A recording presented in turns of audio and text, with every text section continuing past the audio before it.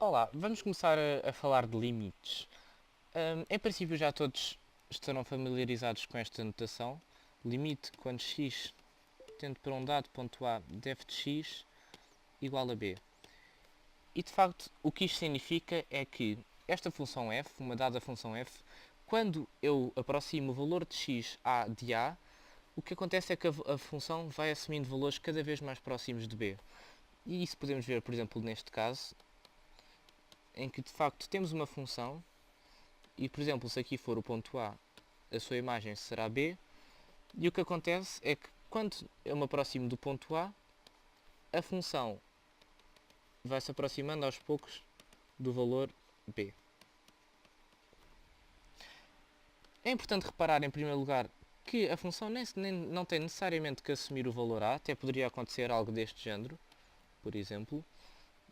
Aqui teríamos A, aqui teríamos B, e de facto o que acontecia é que a função se estava a aproximar do valor B quando eu me aproximasse do valor A. Até podia acontecer algo pior, que era o valor de f no ponto A ser completamente longe deste valor B, mas de facto o que acontece é que não me interessa necessariamente o valor da função no ponto A, o que me interessa é que quando eu me aproximo desse ponto A, o que acontece é que a função de facto vai assumindo valores próximos deste valor B. Claro que quando chego mesmo ao ponto A ela não está lá, mas o que me interessa é o valor de que ela se aproxima, o valor para o qual a função tende. E o meu objetivo neste momento é arranjar uma definição um pouco mais matemática do que dizer é o valor do qual a função se aproxima. Como eu vou fazer isto é, repare-se em primeiro lugar que a função, o limite existe porque eu consigo aproximar a função deste valor b, tanto quanto eu queira, e para isso tudo o que eu tenho que fazer é aproximar o meu valor de x do valor a. Repetindo, o que eu quero fazer é tornar este valor, f de x menos b, isto é a distância de f de x a b, eu quero tornar este valor tão pequeno quanto eu queira, e para isso tudo o que eu tenho que fazer é tornar a distância de x a A ainda mais pequena. Se eu quiser, suponhando que aqui nesta zona estamos a uma distância de 1 do valor b, e se eu quiser aproximar ainda mais a função desse valor, realmente tudo o que eu tenho que fazer é aproximar-me ainda mais do valor x, e automaticamente qualquer x neste intervalo já terá uma imagem ainda mais próxima do valor b. E portanto o que eu quero fazer aqui é, se de facto existir um limite de quando x tende para a desta função f, o que acontece é que qualquer que eu queira que seja a minha distância da função a este valor b, qualquer que seja o valor que eu dou, nesse caso o valor será epsilon, tudo o que eu tenho que fazer para que a função se aproxime de facto de b desta forma é tornar x mais próximo de a. Vou chamar então a proximidade de x a delta e a proximidade de f de x a b epsilon. E vou dizer então que para qualquer epsilon, para qualquer distância de f de x a b, tudo o que eu tenho de fazer para garantir que a função está lá perto é fazer com que x esteja mais perto de a. Vamos então ler, para todo o epsilon maior que zero, existe um delta maior que zero, tal que o módulo de x menos a, se for menor do que delta, então f de x menos b em módulo também será menor que epsilon. Qualquer distância epsilon que eu arranje no eixo dos y's,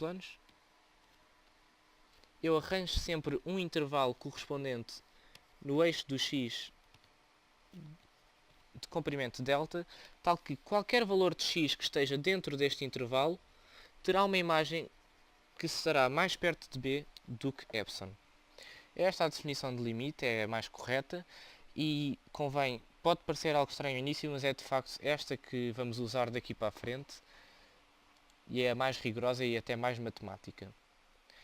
Para tentarmos agora perceber melhor esta definição, vamos tratar de um exemplo concreto e vamos falar da função x², f de x igual a x². E aquilo que estamos interessados em analisar é o limite quando x tende para zero de f de x é igual a zero. Este limite é bastante óbvio desenhando o gráfico da função, porque chegamos imediatamente à conclusão só de olhar para o gráfico.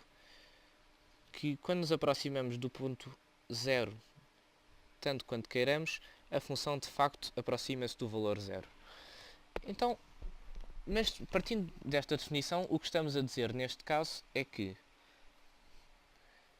para todo o epsilon maior que 0, existe um delta maior que 0, tal que se o módulo de x, neste caso y é 0, for menor do que delta, então f de x, que é x² menos b, que é 0, será menor que epsilon. É isto que nós queremos provar. E porquê é que isto faz sentido? A primeira coisa que é importante referir em relação a esta definição de limite é que este valor de epsilon, como se vê, a definição começa para todo o epsilon positivo. Isso significa que o epsilon pode ser qualquer um.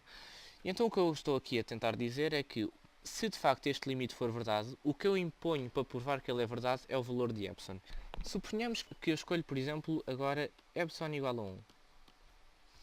Se aqui está 1, então o que eu quero garantir é que o valor da função esteja neste intervalo.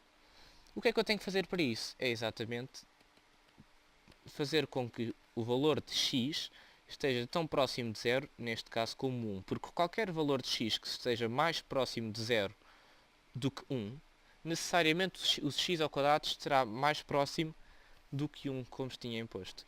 Mas se eu agora quiser, por exemplo, que afinal a função esteja mais perto do que o meio do valor 0, então aqui estará o meio, e para isso tudo o que eu tenho que fazer mais uma vez é tornar o x ainda mais próximo do valor 0, e nesse caso teria que estar em raiz de 1 meio.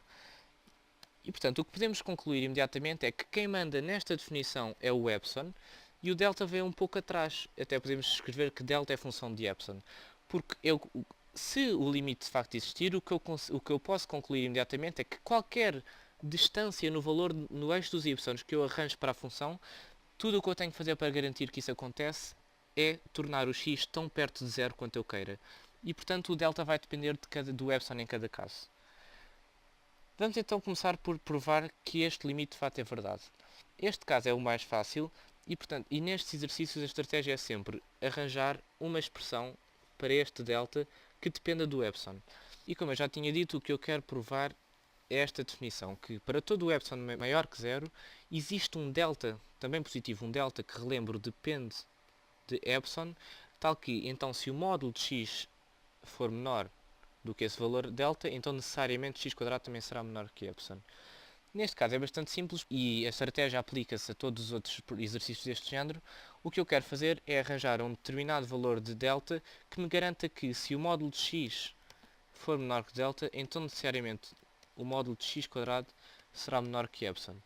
Então neste momento, se eu garantir que o módulo de x for menor do que raiz de epsilon, então necessariamente x² será menor que epsilon, porque basta elevar os dois lados da equação ao quadrado. E portanto, se eu escolher delta igual a raiz de epsilon, provei então o limite, então provei que o limite quando x tende para 0 de x² é igual a 0. Na próxima aula faremos mais exercícios relacionados com esta definição de limite, mas o que é muito importante reter aqui é que, de facto, para todo o epsilon maior que 0, existe um delta. E porquê é que existe um delta para qualquer epsilon? Porque esse delta tem epsilon na sua expressão. Portanto, se eu decidir que, de facto, como eu tinha dito aqui, que epsilon afinal é 1, então, imediatamente, o delta também se adaptou e ficou raiz de 1, que é 1. Se eu decidir que é 1 meio, então o delta também se adaptou e ficou raiz de 1 meio.